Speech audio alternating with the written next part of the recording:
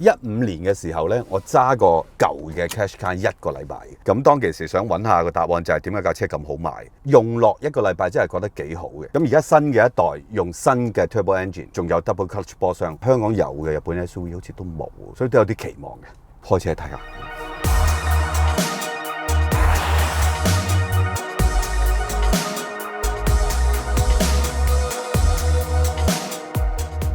06年推出 Qashqai。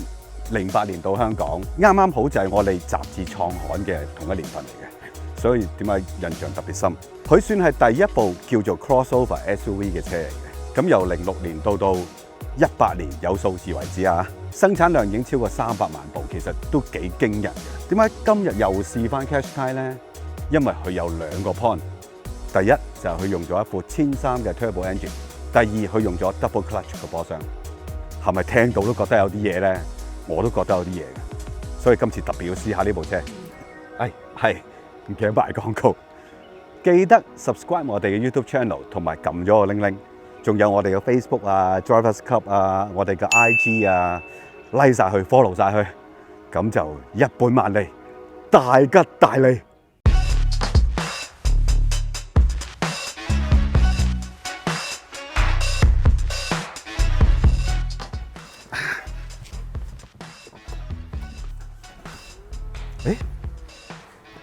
喂，有 Easy Entry 咧都比較少見，仲有 Lumbar Support 同埋2段記憶，好似呢一個級數嘅 SUV 20零萬咧，好似冇呢啲設備，一般都特別係 Easy Entry， 因為通常都係啲歐洲車貴少少嘅車先有，可能佢個原意就係佢歐洲真係賣得太好啦，咁所以歐洲你知幾勁㗎啦，咁所以一定要有呢個門口先得。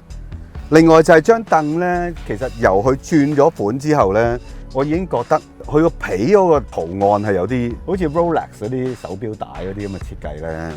咁實際坐落去咧，又幾腍嘅喎。咁仲有嘅個造型係唔逼嘅，果然係歐洲人嘅設定啊！設備就應該同之前係差唔多嘅，玻璃天幕啦。有啲 intelligent 嘅輔助系統啦，即係有啲安全系統。咁有冇360咧？有嘅，有360嘅，但係個 mon 就唔算大。2區冷氣、恆溫、電子手掣，應該有 Hill Start 嘅。哦，裏邊有一個 USB 嘅。OK。連呢張凳都有得頂腰喎，即係呢個級數其實佢都算齊嘅。睇埋個後座先。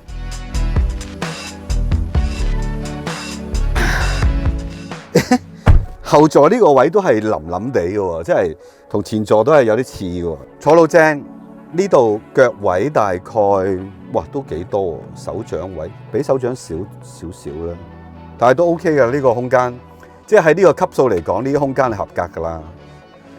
坐中間得唔得咧？嗱，佢有少少槽位嘅，但係唔算太緊。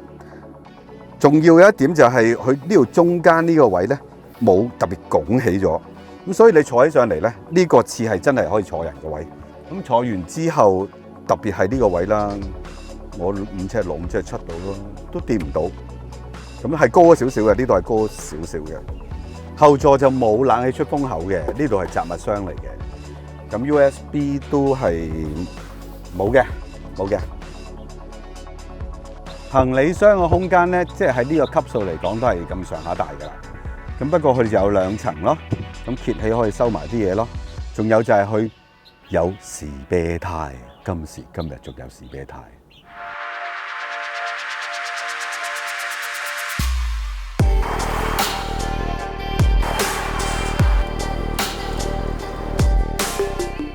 先唔講係咪 Turbo 先，起碼個波箱已經有好大嘅進步。當然同以前 CVT 係2套唔同嘅系統，但係慢速行出個停車場都唔使好似以前咁要俾啲油啊，佢先至行得比較順少少。而家好似未喐就已經有啲力係儲咗喺個波箱嗰度。嗱，呢本新嘅 Qashqai 咧嘅，如果講個樣咧，其實應該係舊年，我如果冇記錯，定舊年定前年年底就已經轉咗嘅。咁而家呢個版本咧，仲加咗頭唇，頭尾都有啲紅色嘅線做裝飾嘅。不過當其時仲係用緊嗰副2000 NA 加 CVT 嘅組合嘅。咁而家今年啦，嚟一副全新嘅引擎，就係1300cc 4氣缸加 turbo， 仲有 double clutch。咁呢個組合咧，聽落好似唔係好日本嘅，因為日本 turbo 已經少㗎啦。Double clutch 咧，佢哋一路都好猶豫。咁如果大家上網抄，就會知道呢副 engine 其實係日產嘅 group， 即係 Renault 日產嘅 group 同 Daimler 即係 Benz 嘅母公司合作研發出嚟嘅。大家先唔好搞亂咗先，佢唔係好似 Infiniti 嗰種直接喺 Daimler 嗰度就買一副 engine， 買一套組合翻嚟。呢副嘅 turbo 引擎講到明嘅，其實兩間公司都會各自自己生產嘅。其實我哋 target 呢副計咧係會希望年產量係達到100萬副。以產量計，我估計應該日產嗰個 group 係應該產量仲要大啲添，因為產地有3個嘅，一個喺新特蘭啦，當然喺英國，另外咧就係喺西班牙嘅，最後就係德國啦，即係 Daimler 嗰邊嘅廠啦。咁換言之，越嚟越多嘅 model 會用呢一副嘅計。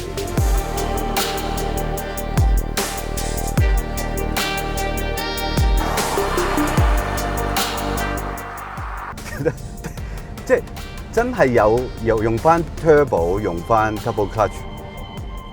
你呢啲咁嘅即係叫做 urban driving 呢一種咁嘅態度去揸呢架車嘅時候，你覺得架車鬆咗？因為以前你要重少少油，等個 CVT 噓一噓咁先行。咁 CVT 係滑嘅，即係冇乜轉波嘅感覺嘅。咁但係我自己會覺得有翻轉波嘅感覺都未必係壞事啊。反正都唔係挫到煩到攣埋出嚟，係咪？用咗細 engine 之後咧，其實有個好處嘅。首先唔好講你排廢真係少咗好多先啦，每年俾嘅排廢已經爭好遠啦。其次就喺個耗油量嗰度。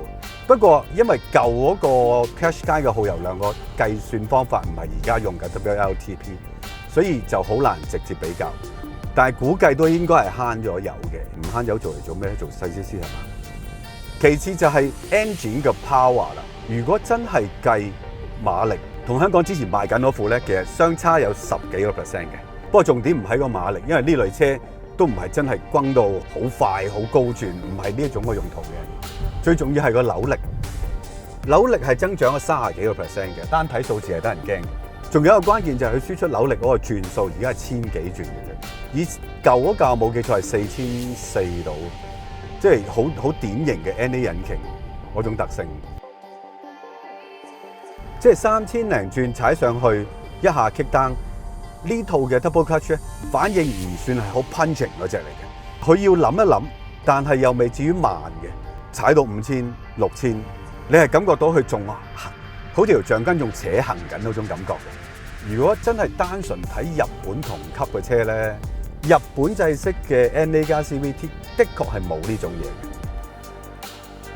嘅。嗱，呢種特性咧就挽救咗有一個好尷尬嘅情況喺香港經常發生嘅，就係有時你收慢咗，發覺個路面又暢通翻啦，咁你再俾油。而家呢架咧係反應快嘅，即係好 instant 嘅，你 kick down 佢咪 kick down 咯。但係其他嘅 NA 引擎再加 CVT 咧，你要踩得好深，但係個引擎轉，但係個波箱有啲要等一等嘅。所以有時候你諗住，咦，路面暢通就行得咯，俾油行咯，未行得住，仲要等一等，好尷尬嘅。我諗單純講呢一個表現咧，就已經好合格㗎啦。如果再比起譬如其他 RAV4 啊、Vauxhall 啊，車速嗰個遞增咧，我覺得如果係喺呢個級數裏邊，真係同 NA CVT 比咧，佢真係快嘅，但係就冇軚盤嘅撥片嘅。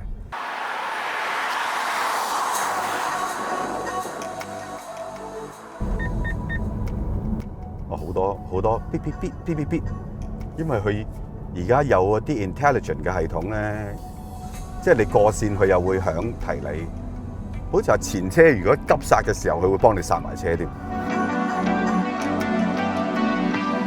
有一樣嘢我係覺得佢同舊款個分別唔太明顯嘅，就係個引擎嘅噪音冇問題。以往就係因為 CVT 都算係嘈嘅波箱嚟，咁再加上個 engine 其實撈埋咧你踩起嘅時候咧，係真係有啲聲嘅，即係咁嘅聲嘅。呢個咧而家就比較清晰啲，係引擎嘅聲。咁所以喺個車廂嘅隔音嗰度咧，特別喺引擎嗰個隔音嗰度咧，佢未至於話係去到好頂級嗰隻水平嘅。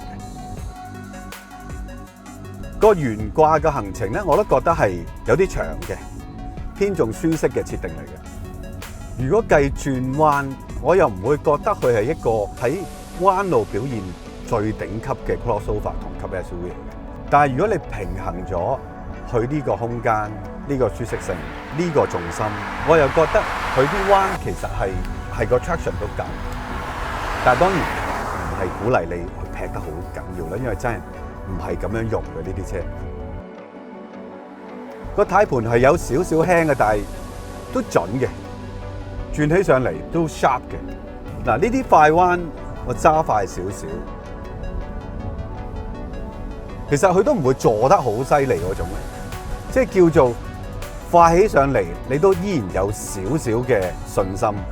你唔會覺得都係算吧啦，都係唔好搞啦，唔係嗰種嚟嘅，係可以快下，但係又唔係即係鼓勵你揸得好快嗰啲。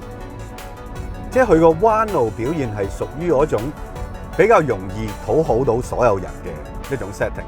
即係換言之，無論你係揸車嗰個定係坐車嗰個，你都唔會覺得哇你揸得好快，好驚嘅，即係唔會有呢一種產生呢一種好害怕嘅感覺。當然我講緊嘅前提唔係話揸得好快啦，大佬。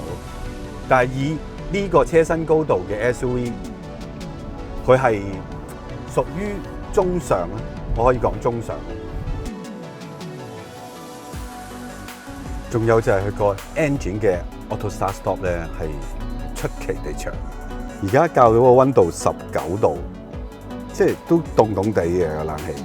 同埋有少少奇怪就係佢噴出嚟嘅冷氣，就算停咁耐咧，都仲係有少少刺手嘅，即係凍嘅個冷氣。但係佢又唔係嗰啲 hybrid 啊，有多嚿電啊，諸如此類嗰啲咁嘅設計。即係有機會，如果喺下大熱天再試下就好啦。